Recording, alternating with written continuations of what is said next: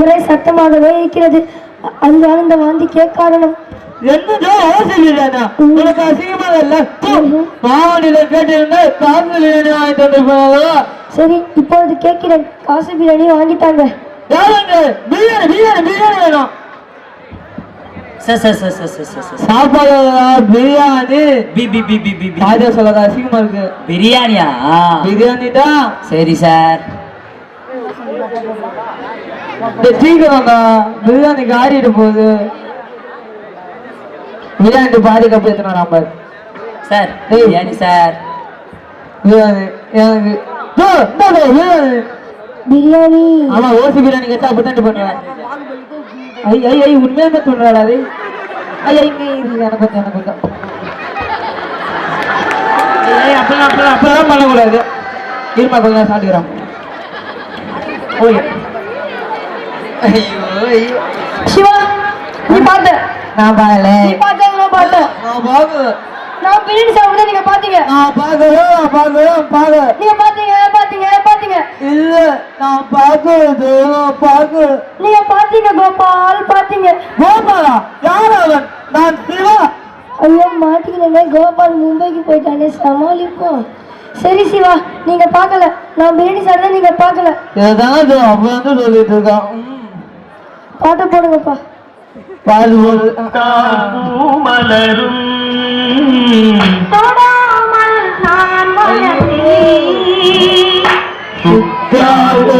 சிவக்கும் சுடாமல் கண் சிவந்தே.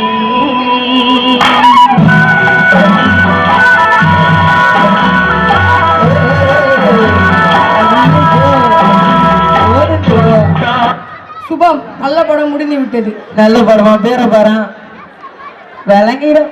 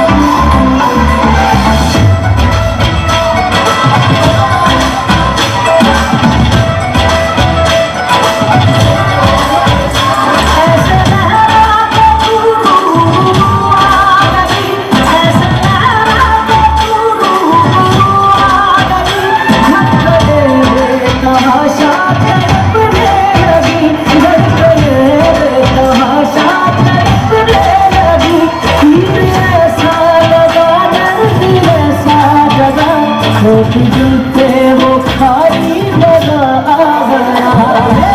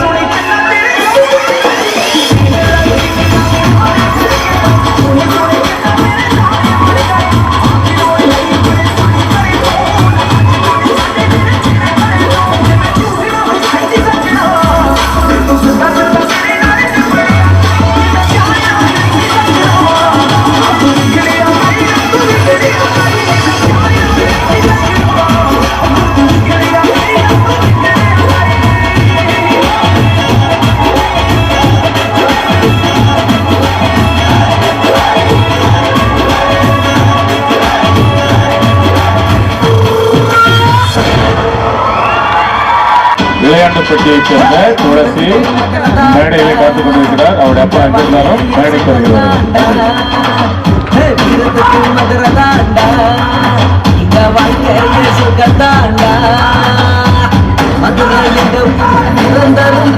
ராமச்சந்திரனுடைய அப்பா மேடைக்கு இருக்கிறார். ராமச்சந்திரன் அவருடைய அப்பா மேடைக்கு வருகிறார். ராமச்சந்திரன் எங்கிருந்தாலும் மேடைக்கு வருகிறார். Ramachandran, your father is waiting near the stage. Please come here.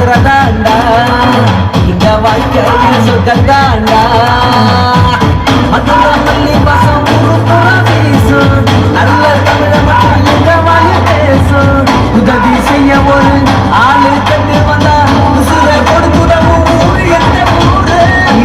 Madurai தாண்டா இங்க வாழ்க்கைய சுக்கந்தாண்டா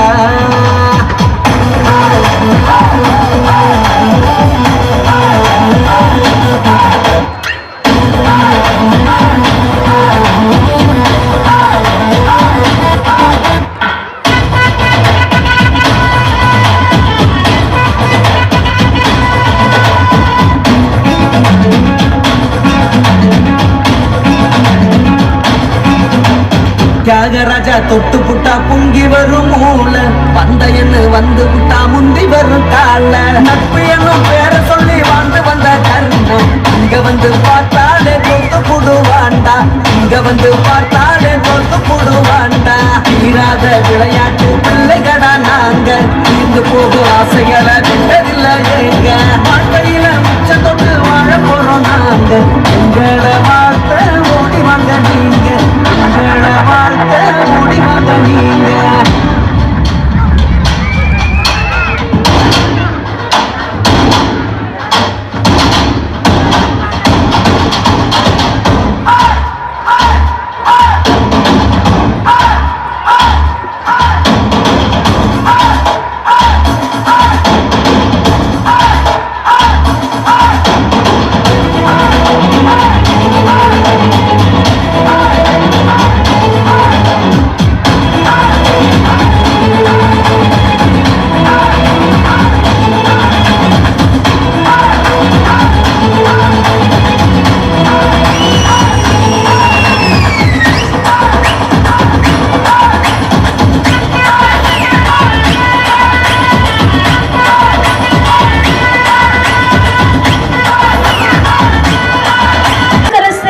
தலைப்பில் பாண்டிய மன்னன் மனதில் ஏற்பட்ட தீய எண்ணங்களை போக்கி நல்ல எண்ணங்களை வளர்க்க செய்யும் அளவிற்கு அவர் மனதில் ஏற்பட்ட சந்தேகங்களையும் மேலும் பெரிய புராணத்தில் அப்புத்தி அடிகளின் மகன் பாம்பு தீண்டி இறந்த பிள்ளையை திருநாவுக்கரசர் ஒன்று கொள்ளாம் என்ற திருப்பதிகம் பாடி இறந்த பாம்பே கடித்த பாம்பே வந்து விஷத்தை மீட்டெடுத்த காட்சியையும் உங்கள் முன் ஒரு சிறு நாடகமாக நடத்தி காட்ட உள்ளோம் என்பதனை பெரும் மகிழ்ச்சியோடு தெரிவித்துக் கொள்கிறோம்.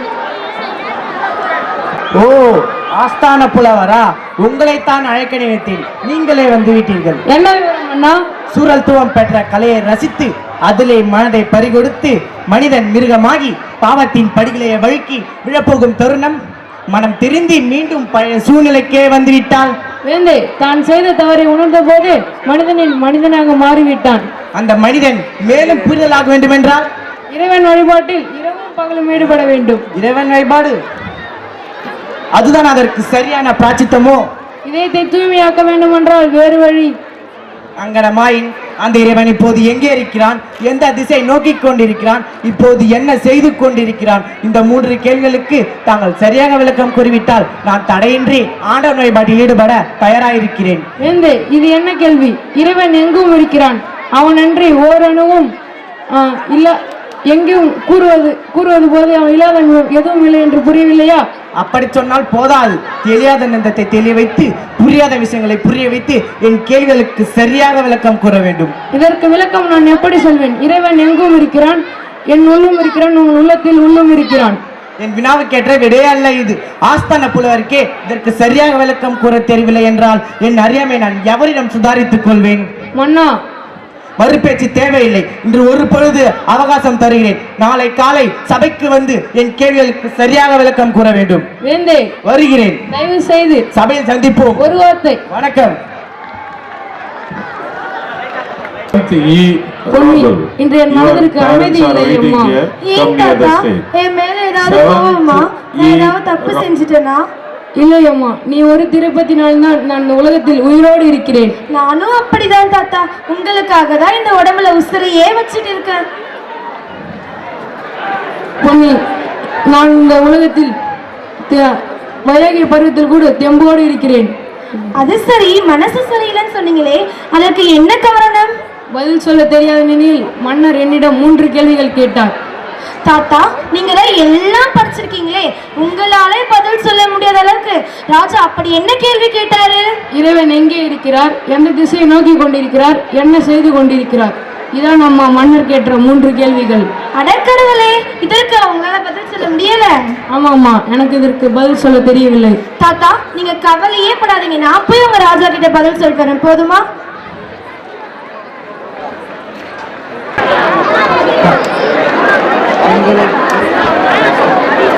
தங்களைப்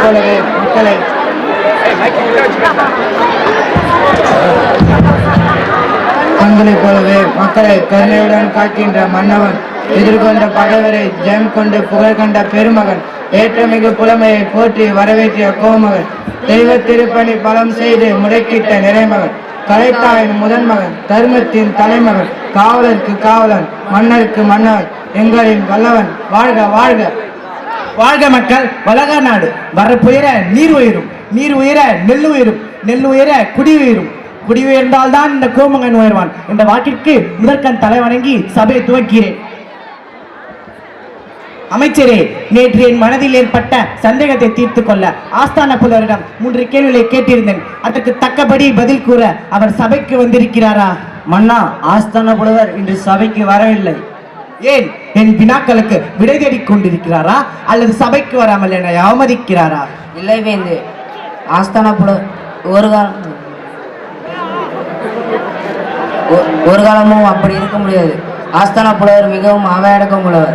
அப்படி தெரியவில்லையே. நேற்று இரவிலிருந்து இன்று காலை வரதானே கெடு வைத்திருந்தேன். அதற்குள் அவர் வரவில்லை என்றால் என் கட்டளையை அவமதித்ததானே அர்த்தம். மன்னிக்கவும் அரசே, ஆஸ்தான புலவர் வயதில் முதிர்ந்தவர், ஒருவேளை உடல் நலக் குறைவாயிருக்கலாம். அதையாவது சொல்லி அனுப்பியிருக்கலாம் அல்லவா?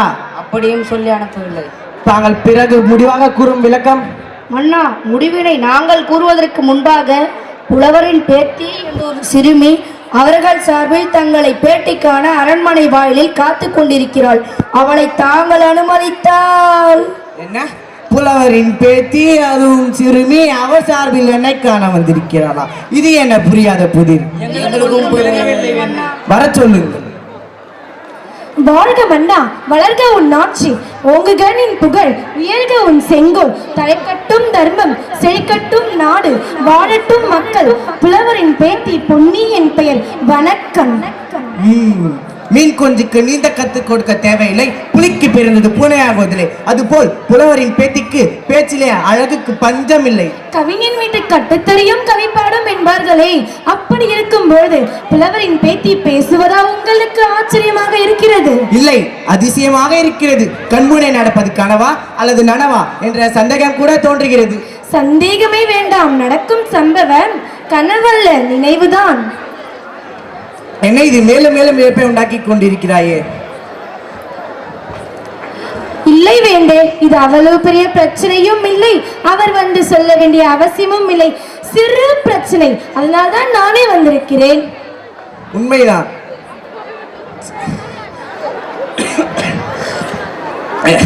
இறைவன் இப்போது எங்கே இருக்கிறான்? இதுதான் எனது முதல் கேள்வி. மன்னா, இந்த பொற்கிணத்தில் என்ன இருக்கிறது? பொற்கிணத்திலே பசுவின் பால் இருக்கிறது. அந்த பாலுக்குள்ளே என்னென்ன இருக்கிறது? பாலுக்குள்ளே மோர், தயிர், நெய், வெண்ணெய் அனைத்தும் இருக்கிறது. அவைகள் எங்கெங்கே இருக்கின்றன என்று சுட்டி காட்டுங்கள். அதுவும் அதற்குள்ளே இருக்கிறது. அப்படித்தானே, இறைவன் எல்லா இடத்திலும் அடங்கியிருக்கிறான். இது புரியாமல் தாத்தாவிடம் இறைவன் எங்கே இருக்கிறான் என்று கேட்டால் இதற்கு எப்படி பதில் சொல்வது? கண்முனை நிற்பது குழந்தையா அல்லது குழந்தையை விட வந்த பெண் குலத்தின் தெய்வமா, இல்லை அந்த தெய்வத்தின் நாடகத்தை தத்துவத்தை விளக்க வந்த நாமகளின் பாத்திரமா? அதற்குள் அதிசயப்பட்டு விட வேண்டாம். மன்னா, உங்கள் இரண்டாவது கேள்வியை கேட்கலாம். இறைவன் இப்போது எந்த திசையை நோக்கி கொண்டிருக்கிறான்? இதுதான் அந்த இரண்டாவது கேள்வி. இது என்ன? பூங்கா விளக்கு. அந்த விளக்கிலே சுடர் விட்டு கொண்டிருப்பது என்ன? அணையாதீபம். அந்த தீபம் எந்த திசையை நோக்கி பிரகாசித்துக் கொண்டிருக்கிறது என்று உங்களால் சொல்ல முடியுமா? அது எப்படி முடியும்? எரியும் விளக்கிலே இருக்கும் தீபம் நாற்புறமும் ஒளிவிட்டு பிரகாசித்துக் கொண்டுதானே இருக்கும். அது எந்த திசையை நோக்கி கொண்டிருக்கும் கேட்டால் அதற்கு நான் எப்படி பதில் கூறுவேன்? அப்படித்தானே, இறைவன்